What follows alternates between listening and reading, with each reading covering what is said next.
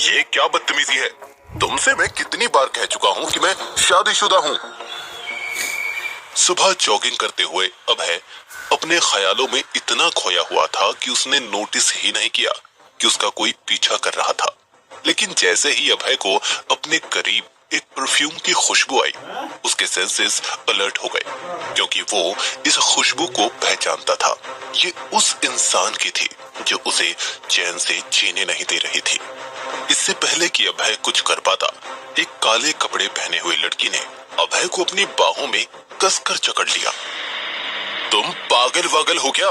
तुम्हें समझ नहीं आता कि मैं उस तरह का आदमी नहीं हूँ जो किसी भी लड़की के साथ इन्वॉल्व हो जाए।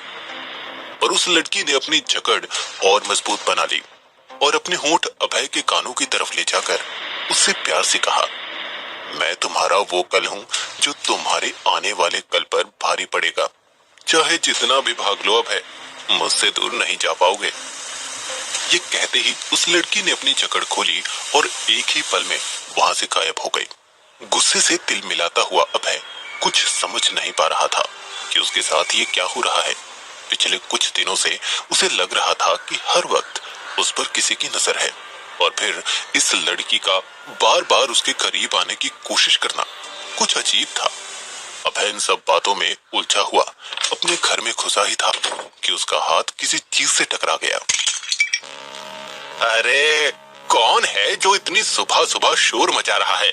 ये क्या अभय, मेरी इतनी महंगी चीनी मिट्टी की प्लेट तोड़ दी?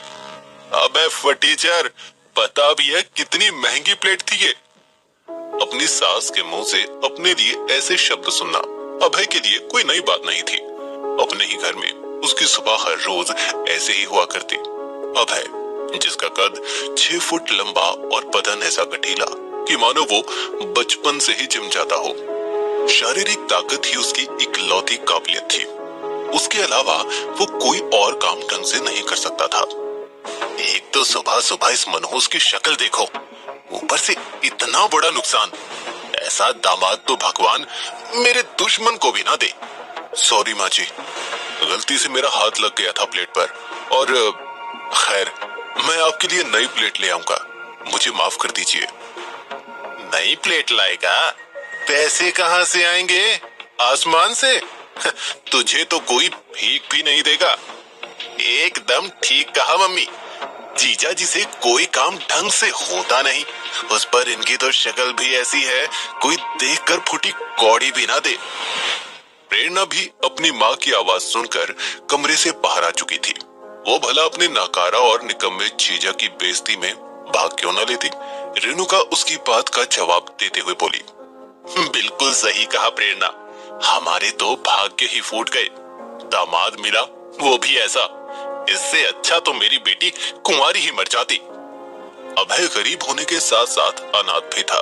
कोई ढंग की नौकरी ना होने की वजह से वो जो मिले वो काम कर लेता, चाहे वो डिलीवरी का हो, सुपरवाइजिंग का हो, वेटर का या सामान बेचने का।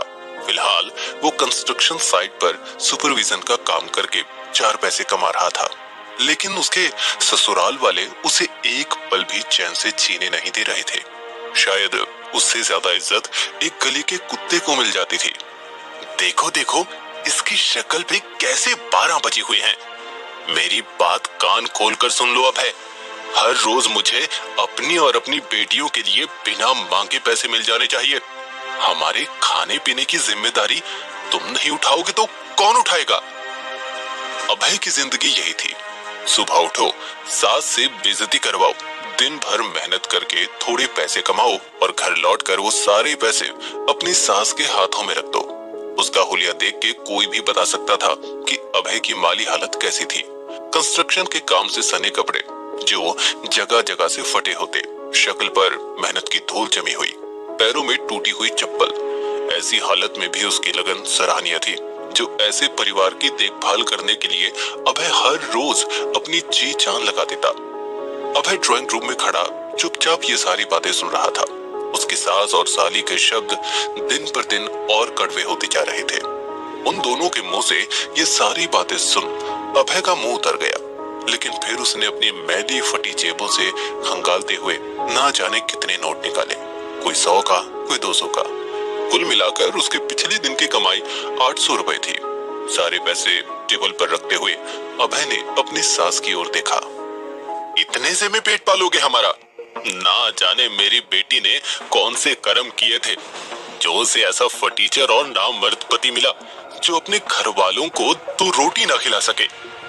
इतना कहते हुए रेणुका ने टेबल से वो सारे पैसे उठा लिए और उसमें से एक 50 रुपए का नोट अभय के मुंह पे दे मारा। ये लो 50 रुपए, तुम्हारा आज का खर्चा। पर माँ जी, 50 रुपए तो मुझे काम पर पहुंचने में ही लग जाएंगे। तभी रेणुका गुस्से में उसकी बात काटते हुए बोली, ओहो, काम? उसे काम नहीं मजदूरी कहते हैं दामाद जी। ईंट उठाना, सीमेंट के बोरे लादना, किसी के घर में काम करना, ये कोई काम नहीं होता। अब तुम चाहे पूरे दिन भूखे रहो या पैदल सफर करो या कुछ भी करो, मुझे उससे कोई मतलब नहीं। 50 रुपए से ज्यादा एक फूटी कौड़ी नहीं मिलेगी तुम्हें, समझे? माँ, लेकिन जीजा जी के पास तो अब जहर खाने के भी पैसे नहीं बचे। जहर खाने को तो राजी हो, इसे अपने हाथ से और अपने पैसों से जहर पिलाऊंगी। अपनी सास और साली प्रेरणा से ऐसी बातें सुन आज अभय की आंखें भर आई। उसने मुंह नीचे कर चुपचाप एक गिलास पानी पिया और एक बार फिर अपने घर से बिना नाश्ता करे वो काम के लिए निकल गया।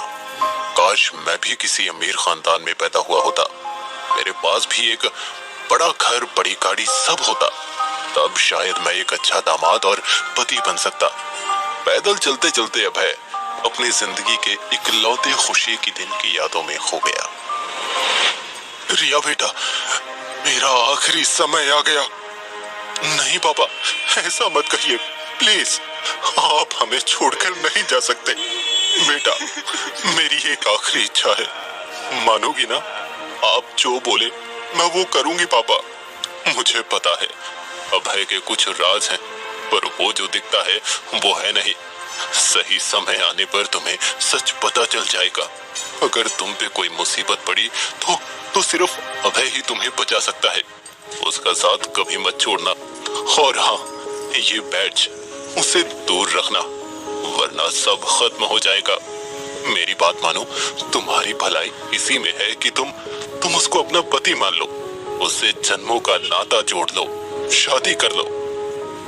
राजीव सिंघानिया ने जब अपनी बेटी की शादी अभय से की तो उनके पूरे परिवार के लिए ये बात किसी सदमे से कम नहीं थी।